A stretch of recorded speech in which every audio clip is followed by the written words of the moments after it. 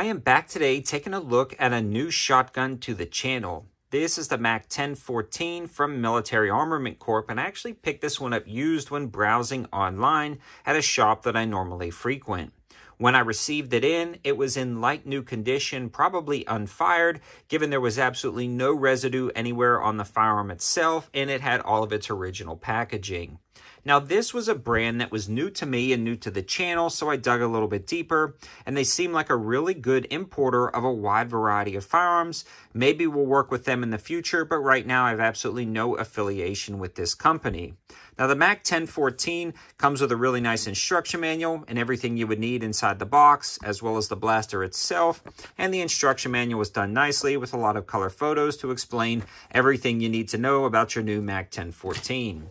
Now, with that being said, and before we get too far into this overview, I do want to give a huge shout out to today's channel sponsor, Target Sports USA, and their Ammo Plus membership service. If you guys are new to Target Sports, they've got a lot of really good prices. On top of that, when you sign up for that Ammo Plus membership service, you get 8% off and free shipping with no minimums. I've personally signed up and it's great.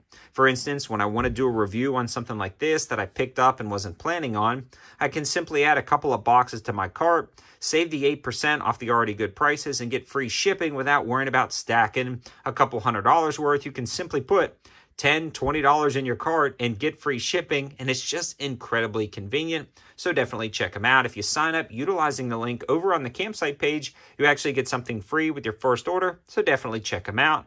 Now back into the overview.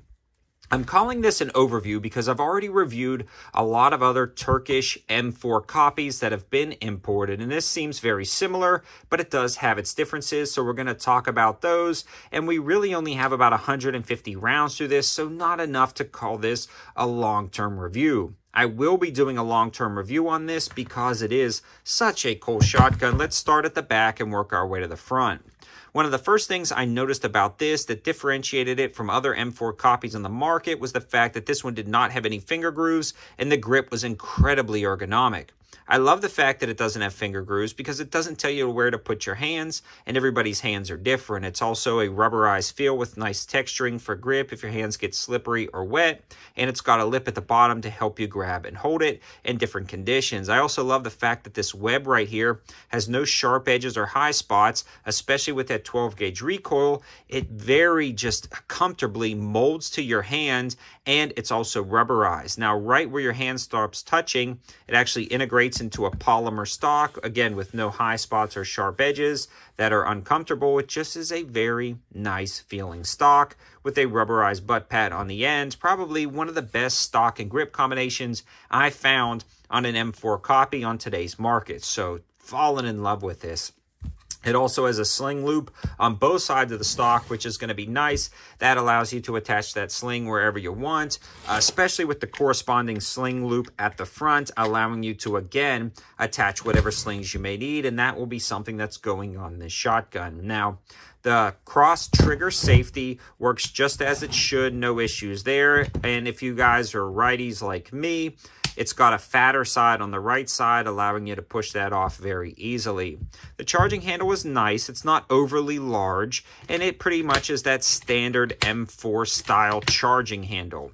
It also has that push button, which is the traditional M4 push button, which is way too small, needs to be bigger, something that can easily be upgraded. But when we are discussing these M4 copies, they remain true to form with that small button, just like the original M4. So no complaints, other than the fact that if companies wanted to start adapting these once they were imported, that would be pretty cool. I would love to see companies bring something in with those tube extensions already in the box, or maybe an extended mag drop button. That would be pretty cool, or bolt release button.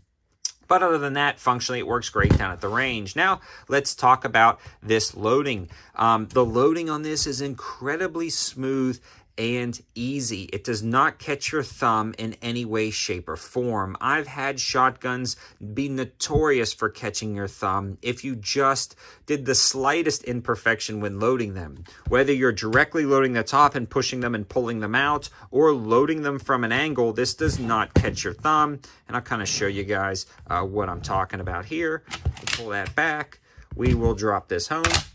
and I'll show you what I'm talking about. So you can either load it this way and pull it out direct and it doesn't catch your thumb, or you can go in this way and it does not catch your finger or thumb at all. So that works out great right there.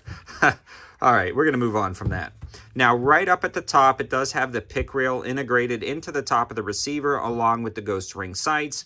And I love that about these M4 copies, in particular, this Mac 1014. It does a good job because you can put a red dot wherever you want, and you can even drop some really low to where you could potentially co-witness the iron sights if you're using some type of low-profile micro dot. But honestly, once you mount something up, you're really losing the ability to lose the iron sights. The foregrip on this is nice, kind of that polymerized finish, or polymer actually construction. It does have some nice texturing right here and grooves. We've already talked about the sling loop, and this should be completely interchangeable with M4 tubes, so where you can just unthread that tube extension and add another one, and then you've got your front sight post, and everything else is very M4-like. In general, it works out great down at the range, being 100% functional after the first box of ammo. So the first box of ammo, I was running just standard birdshot. I wanted to see what it would do, and it definitely required a break-in period. Now with high brass loads right off the bat, it was 100% functional, but with low brass, again, it took about 25 to 50 rounds to run effectively. And after that, it ran low brass just fine, so which is absolutely great. This thing works with every type of ammo you put through it. Seemed to be fairly accurate with slugs. Again, we didn't do any actual accuracy testing, but no issues there. Nothing obviously wrong with the shotgun itself. In summary, it's a great option. The Mac 1014 seems to be a great M4 copy with a little bit better upgrades on the stock components than some others I've seen from other companies. Is it a make or break compared to others? I really think you guys need to find the best price on a lot of these and grab one of those, at least one of the ones I've reviewed. Now, a lot of other companies are importing different versions of this that look similar, but this is a true kind of like one-to-one, at least as close as you can be with a lot of the aftermarket M4 parts. So we'll see what this turns out to in the future, but I like it. It works. It's great. It's affordable. I hope you guys liked the video. I hope it gives you another option for a high value and budget semi-auto shotgun. Let me know your thoughts in the comment section below. Have you tried one of these out? Have you heard of this company? And if you have you tried any other components? Again, I haven't worked with them at all. Hopefully in the future, it looks like they're importing some pretty cool stuff. I'd love to hear your thoughts about this company. Thanks for watching. Have a good one.